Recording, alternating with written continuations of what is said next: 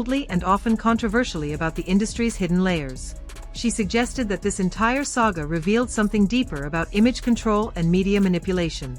She questioned why certain aspects of Jay's past, stabbings, drug history, personal scandals, rarely stuck in the public consciousness the way other artists' controversies did. And here's where the conversation becomes even more layered.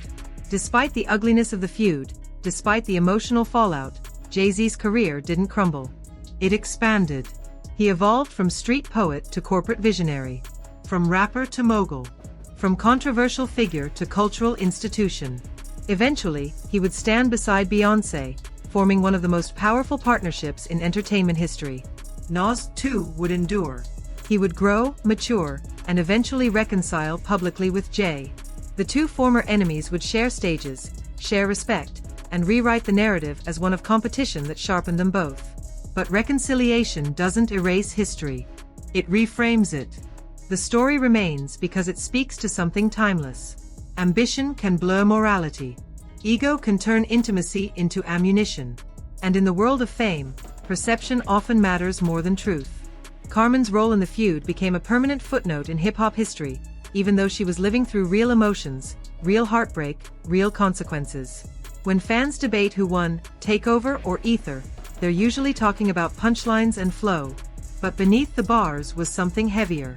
Two men testing each other's dominance in every possible way. And one woman realizing too late that she had become part of the battlefield. Years later, the shine of legacy softens the edges. Jay-Z is viewed as a master strategist, a businessman who turned controversy into stepping stones. Nas is celebrated as a lyrical purist who stood his ground and delivered one of the greatest diss tracks of all time. The culture moved on. The headlines faded. But the questions remain. Was this simply competitive artistry taken to extremes? Or was it a calculated series of moves in a long game of dominance? Did emotion override strategy in the heat of battle, or was every step intentional? And when we look back at hip-hop's most iconic rivalries, do we fully acknowledge the human cost behind the entertainment? Because behind every legendary feud is more than just music. There are relationships, families, pride, regret. So now I want to hear from you.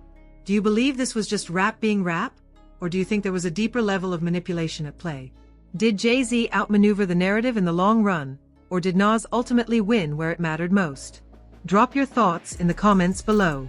And if you appreciate storytelling that digs beneath the surface of hip-hop history,